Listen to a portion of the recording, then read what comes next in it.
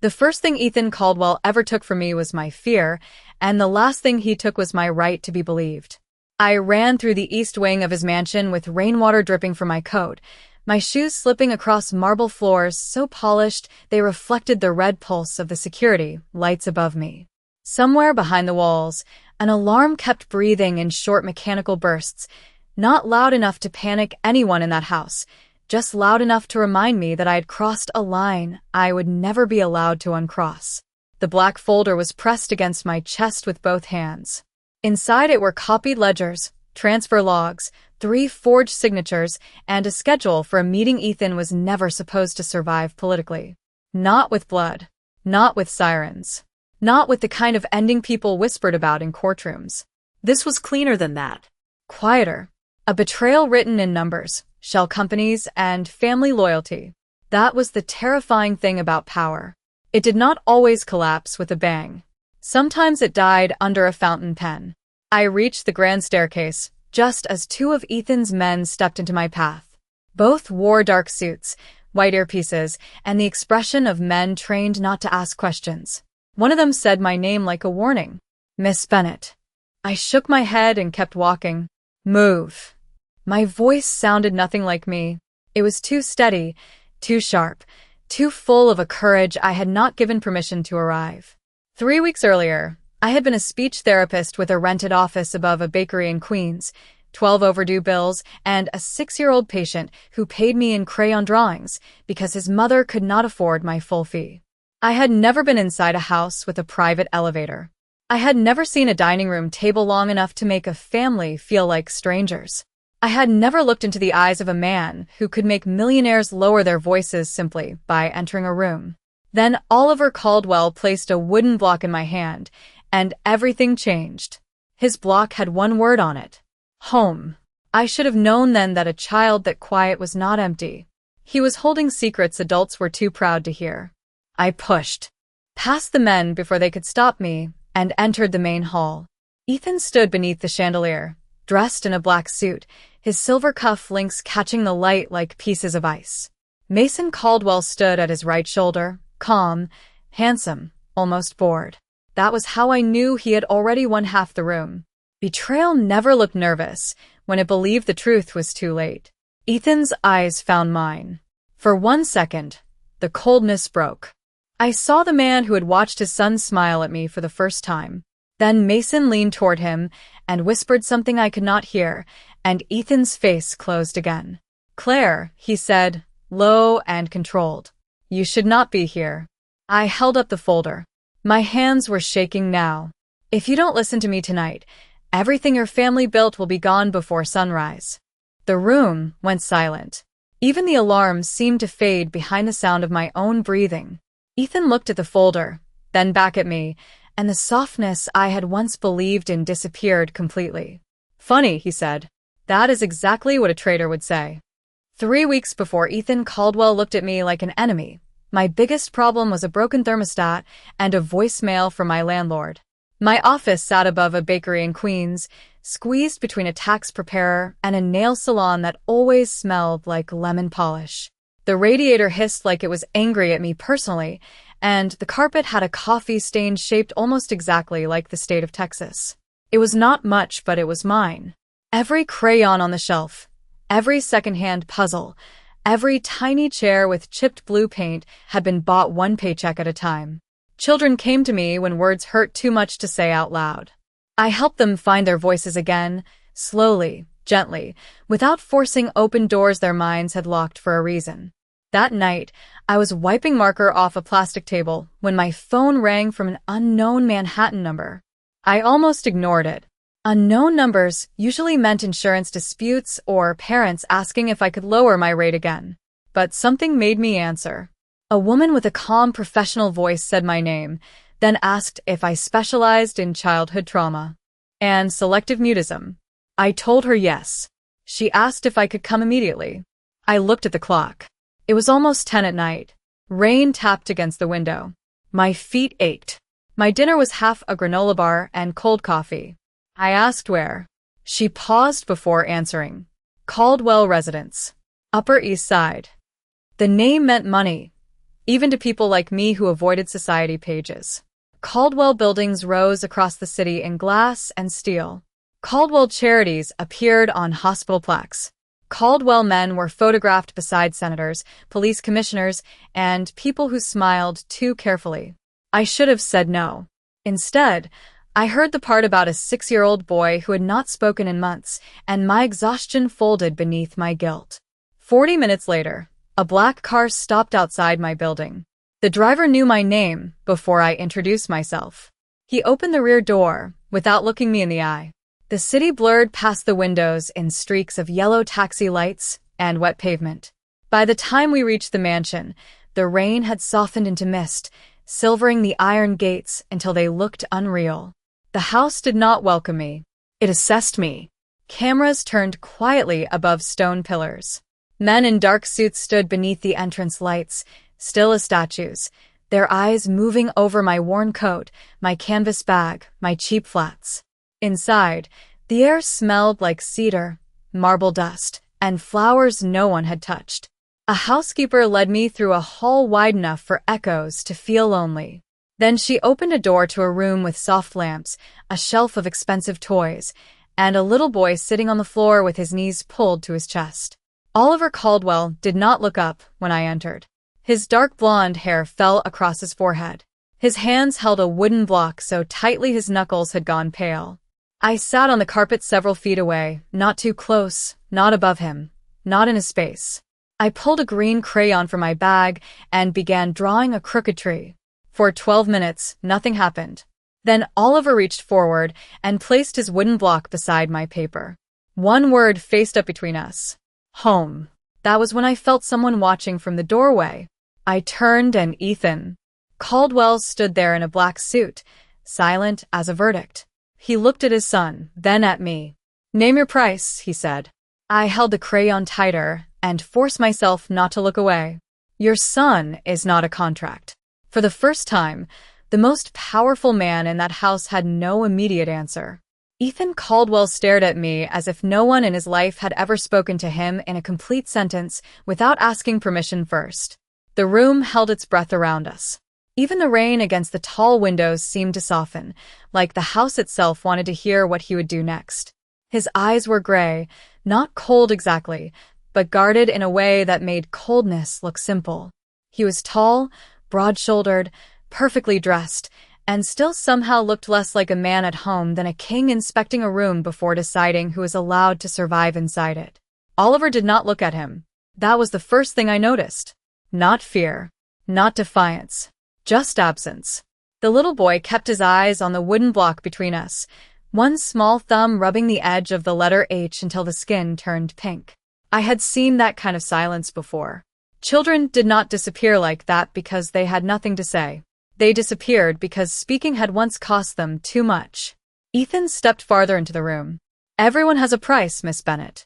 His voice was low, calm, almost bored. Men like him could make an insult sound like a weather report. I placed the green crayon beside my crooked tree and kept my hands visible, relaxed. "Maybe. But if you start there with him, he will know you are trying to buy an outcome instead of understand a wound." Something moved across Ethan's face. Irritation, maybe. Or recognition. It vanished before I could name it. "You have been in my house for 15 minutes.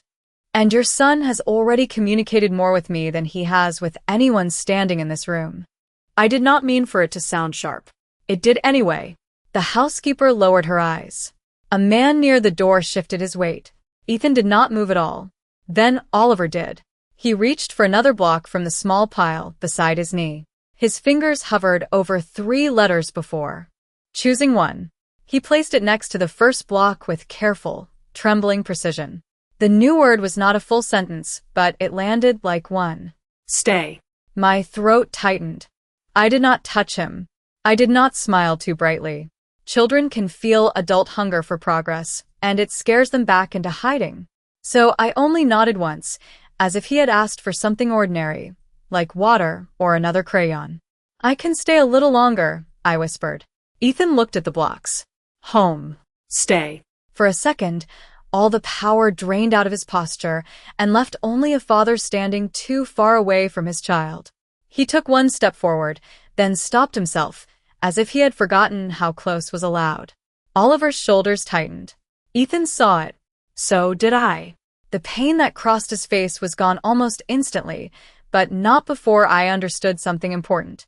Ethan Caldwell could command an entire city, but in this room, his son was the one place his authority could not reach. I turned back to my paper and added a small door to the tree, ridiculous and impossible, a door in the trunk large enough for a child to walk through. Oliver watched my hand. Then slowly, painfully, he picked up a blue crayon and drew a tiny window beside it. Ethan stood there for a long time, without speaking. When the session ended, Oliver did not say goodbye. He simply pushed the block with the words "stay" into my palm and closed my fingers around it. In the hallway, Ethan waited beneath a portrait of a woman with Oliver's eyes and a smile that looked trapped in paint. 3 times a week, he said. My office will arrange payment. I looked down at the block in my hand. Your office can arrange a schedule. I will arrange the work. His mouth tightened, but there was something almost alive behind his eyes now. You are very comfortable saying no to me. No, I said. I am terrified. I just care about your son more than I care about your reaction. For the first time, Ethan Caldwell looked at me like I was not an employee, not a problem, not a woman who had wandered into the wrong mansion at the wrong hour. He looked at me like I had become a question he could not answer. By the end of the first week, the Caldwell mansion had stopped feeling like a house and started feeling like a museum built around grief. Every hallway was too wide. Every room was too clean. Every sound arrived softened, swallowed by rugs thick enough to hide footsteps and walls heavy enough to keep secrets.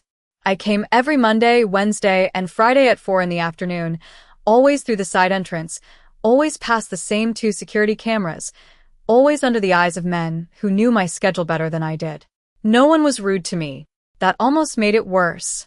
They were polite in the way locked doors were polite. Present. Silent. Unmoved. Oliver waited for me in the blue room, which was not blue at all except for one painted rocking chair near the window. He never ran to greet me. He never smiled when I arrived. But on my 4th visit, he had already placed the green crayon on the carpet before I walked in. On my 5th, he set out the blocks himself. On my 6th, he looked at me for almost 3 full seconds before looking away. In my world, that was not small. That was a sunrise. Ethan did not attend the sessions, not at first. He watched from the hallway, from behind half-open doors, from the far side of glass reflections. He believed distance was restraint. I understood that. Men like Ethan were taught that love meant protection, and protection meant control, and control meant standing far enough away that nothing soft could be used against them. But children did not heal inside strategies. They healed inside safety. One afternoon, Oliver built a crooked tower with wooden blocks, then froze when Ethan stepped into the room to take a phone call by the window. The little boy did not cry. He did not make a sound. He simply stopped being there, his eyes fixed on the floor. His fingers released the block midair, and it fell softly onto the carpet. Ethan ended the call immediately. What happened? He asked, his voice quiet but sharp. You walked in like a warning, I said. His jaw tightened. This is my house. Then make it feel less like a place people are summoned to. The words slipped out before caution could catch them. Ethan looked at me the way powerful men look at a locked door they did not expect. I thought he would dismiss me. Instead, he lowered himself into the chair nearest the wall, slow and deliberate, as if approaching a stray animal. Oliver's breathing changed. Not calm, but less trapped. I picked up a blue crayon and placed it on the floor halfway between father and son. Do not ask him questions, I said softly. Do not tell him to look at you. Just sit. Ethan stared at the crayon.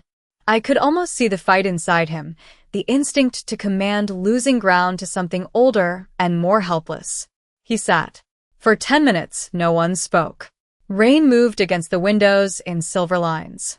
Somewhere downstairs, dishes clinked in a kitchen that never smelled like anyone actually ate there. Oliver reached for the blue crayon. He drew a small square, then another, then a roof. A house, maybe, or a memory. Ethan leaned forward by an inch. I lifted my hand slightly, warning him not to move too fast. He stopped. That was the first time I saw him obey anything that was not power. After the session, he walked me to the front hall himself. The chandelier above us poured gold light over marble, so cold it seemed to glow. You speak to me as if I am one of your patients, he said. No, Ian Suara. I speak to you as if Oliver is. His eyes dropped to the therapy bag hanging from my shoulder, then to the faint chalk dust on my sleeve. And what does my son need from me? The question was so quiet I almost missed the wound inside it. I looked past him at the long dining room, where 3 places had been set at a table made for 20. He needs you to stop trying to reach him like a boss, I said. He needs you to sit beside him like a father. Ethan said nothing. But the next time I arrived, the dining room table had only 3 chairs pulled close together at one end, and Oliver's blue crayon sat beside Ethan's plate. The blue crayon beside Ethan's plate changed the rhythm of that house more than any order ever could. It was small, almost ridiculous, a wax stick no longer than my finger, but every time I saw it lying against the white linen, I felt the mansion take one careful breath. Ethan did not become gentle overnight. Men like him did not know how to soften without feeling exposed. But he began trying in ways that were quiet enough to miss if you were not looking. He stopped taking calls during Oliver's sessions. He stopped asking for reports from me as if his son were a company losing value. He started sitting at the end of the carpet, jacket off, sleeves rolled once at the wrist, watching Oliver draw crooked houses and trees with doors in them. The first time Oliver pushed a crayon toward him, Ethan stared at it like a priceless object he was afraid to break. Then he picked it up and drew a square so stiff and perfect that Oliver actually blinked at it. I almost laughed. Ethan looked at me, warning in his eyes, but there was no real danger behind it. Only embarrassment. It is a terrible window, I said softly. It is structurally sound, he answered. Oliver's mouth moved. Not a smile. Not yet. But close enough to make Ethan go completely still. After that, dinners began to change. Not warm, exactly, but less empty. I was invited to stay once when a storm trapped my car behind a flooded street. Then again because Oliver had placed an extra napkin beside my chair. The table that had once looked like a courtroom now held 3 plates close together, a bowl of strawberries, and the strange silence of people learning how not to be alone. Ethan asked me about my office in Queens, about the children I treated, about why I kept working with families who paid late or not at all. I told him some children needed time more than money. He looked at me for a long moment and said, "That sounds expensive." I said, "So does loneliness." He did not answer, but his eyes shifted toward Oliver, who was lining peas along the edge of his plate like tiny green planets. That was the night I first saw Mason Caldwell watching us from the doorway. Ethan's younger half-brother had the kind of charm that made people forgive him before he apologized.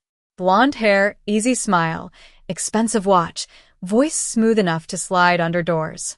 He congratulated Oliver on his drawing, complimented my patience, teased Ethan for becoming domesticated.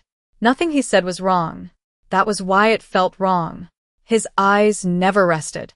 They moved over the table, the guards, the hallway cameras, my therapy bag, Ethan's phone beside his water glass. A week later, during another storm, the power flickered out while I was helping Oliver sort picture cards in the blue room. Emergency lights glowed red along the baseboards. Oliver went rigid. Before I could reach for a flashlight, he stood and walked out of the room. Not ran, not panicked. Walked with that strange, silent purpose children have when memory is pulling them somewhere adults cannot see.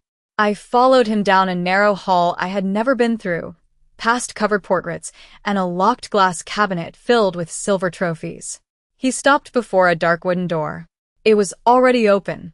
Inside was a study that smelled faintly of perfume, paper, and dust. A woman's cream-colored scarf lay folded on the desk as if she had just stepped away. Oliver pointed to a wall safe hidden behind a framed photograph.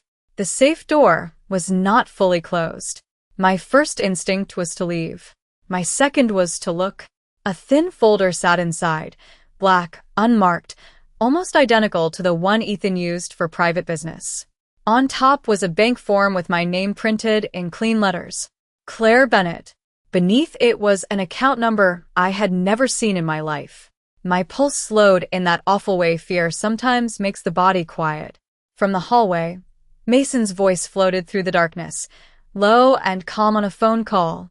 By Monday, Ethan will think she did it. Oliver's small hand found mine, and suddenly the whole mansion felt colder than marble. I did not tell Ethan that night because truth, in a house like his, was not enough. Truth needed timing. Truth needed proof. Truth needed to survive the men who had already prepared a lie in its place. I stood in that dark study with Oliver's small fingers wrapped around mine and listened to Mason's footsteps fade down the hallway, each step calm enough to make my stomach turn. The safe remained open behind us. My name sat on a blank form like a signature on a sentence I had not earned and could not escape. Claire. Bennett. A rented office in Queens. A checking account that barely stayed above $200.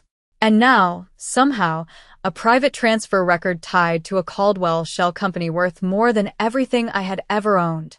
Oliver looked up at me, his face pale in the emergency lights.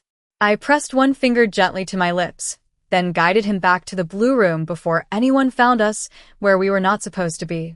He clutched his stuffed bear against his chest the entire way. I remembered that bear later. I should have understood its importance sooner. The next morning, I opened my laptop at my office before sunrise, with bakery ovens warming below my floor and flour dust drifting under my door like fog. I had taken photographs of the papers with shaking hands, careful not to move anything in the safe.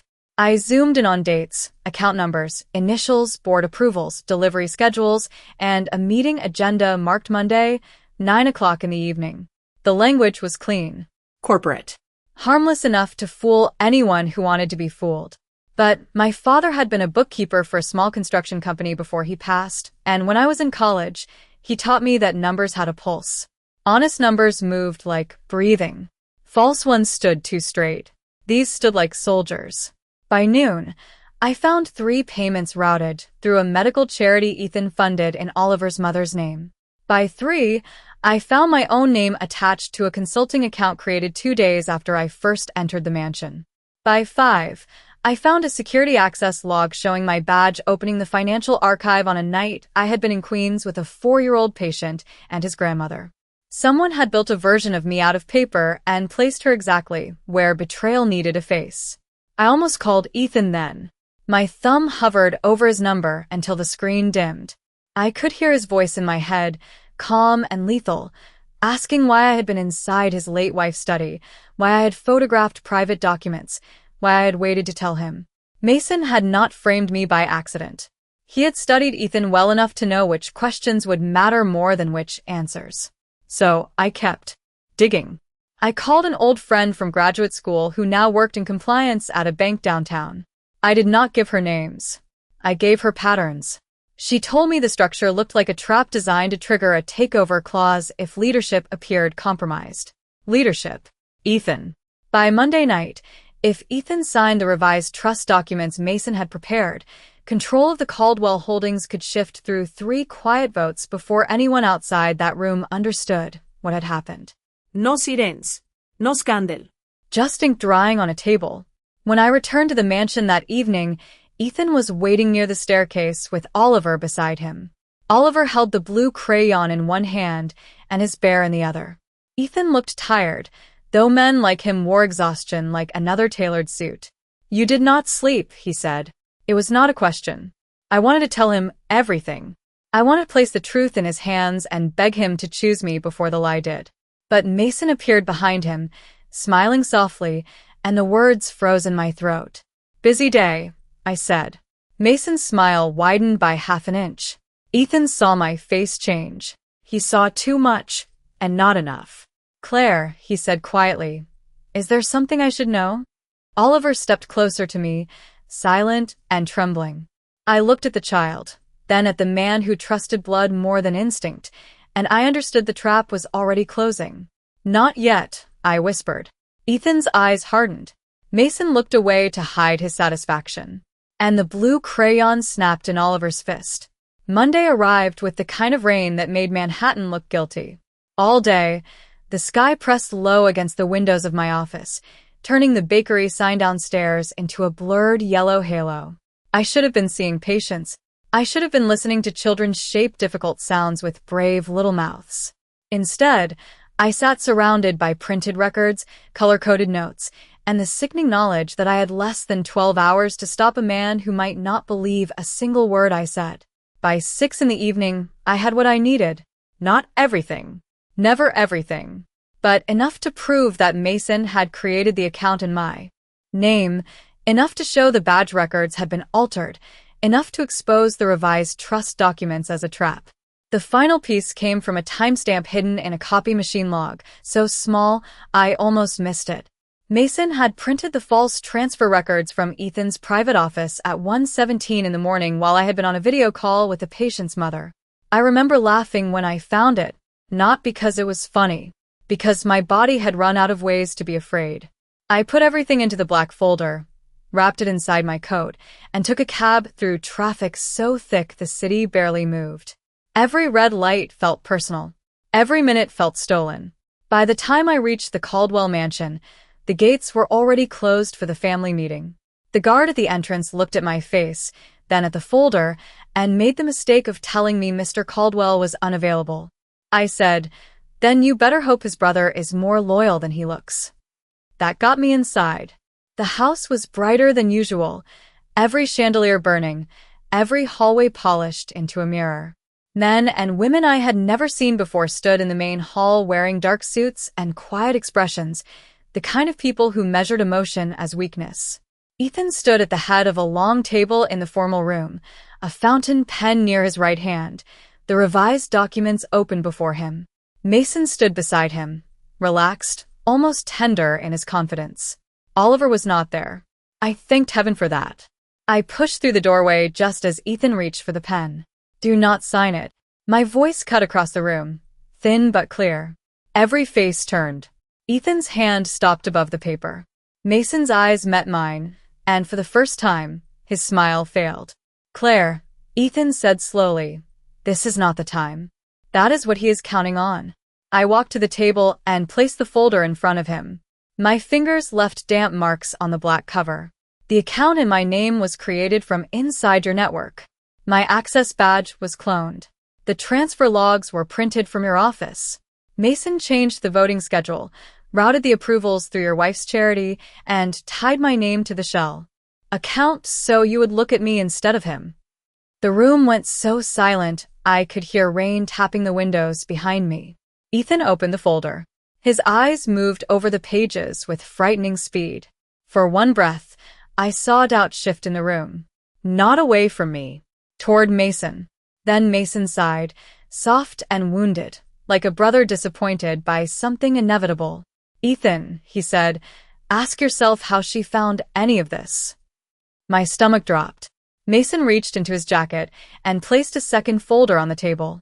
Inside were photographs of me in the private study, screenshots of the bank form with my name, and edited access records showing me entering restricted rooms. All true enough to sound impossible to deny. Ethan looked at the photographs. Then he looked at me. The softness was gone. The father, the man at the dinner table, the man who had drawn a terrible window for his son, all of him disappeared behind the boss everyone feared. "You were in my wife's study," he said. "Oliver led me there. Do not use my son." The words were quiet. They hurt more because of that.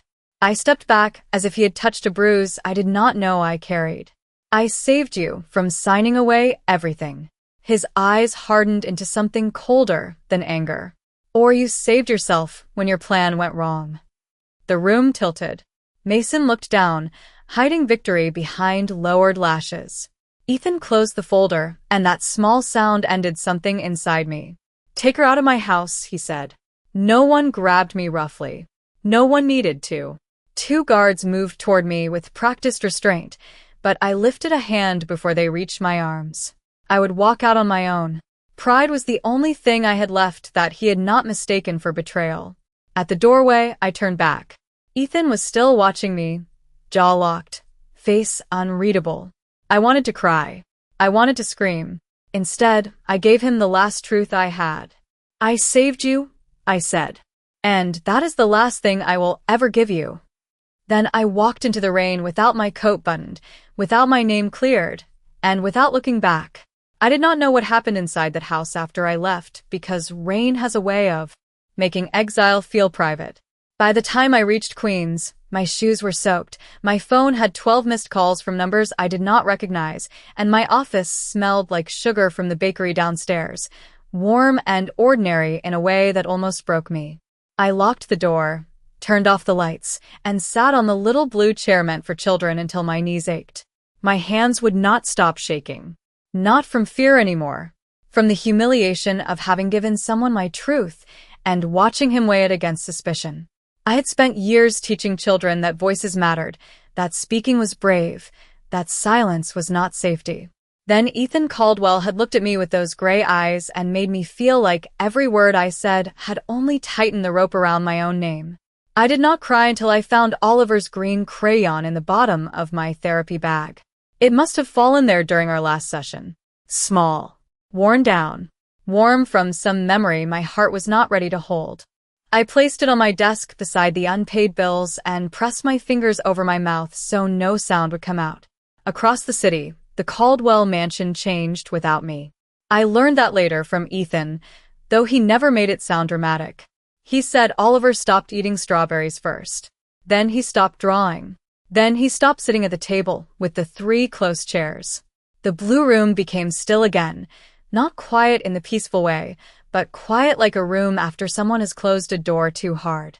Ethan tried everything he knew how to try. New therapists, new toys, softer voices, fewer guards in the hallway. He sat on the carpet every evening with crayons lined between them like an apology. He did not know how to speak. Oliver would not touch them. He held his stuffed bear against his chest and stared at the door as if waiting for a person the house had thrown away. On the 3rd night, Ethan found him sitting outside his late mother's study, barefoot in the dark. Oliver had never gone there alone before.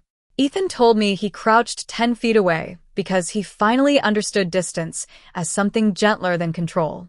He said Oliver looked at him for a long time, then pushed the stuffed bear across the floor. There was a small seam under one arm, loosened by nervous fingers. Inside was a tiny recorder I had used during sessions, only to track progress with parental permission, only to capture sounds Oliver might make when adults missed them. I had forgotten it was there. Oliver had not. Ethan pressed play. For a moment, there was only static, the soft scrape of toys, my own voice somewhere far away saying, "You are safe right now." Then Mason's voice filled the study, calm and unmistakable. "She will be perfect. Ethan trusts no one. He will destroy her himself." Ethan said the room went cold, not because the house had changed, but because he had. He played it again, then again. Each time, the truth sounded less like rescue and more like judgment. Mason had not needed to defeat him. He had only needed to know him. And Ethan had done the rest with his own doubt. The next morning, Ethan Caldwell came to Queens without a convoy. That was how I knew something had broken in him before I ever opened the door. No black cars lined the curb. No men in dark suits filled the stairwell.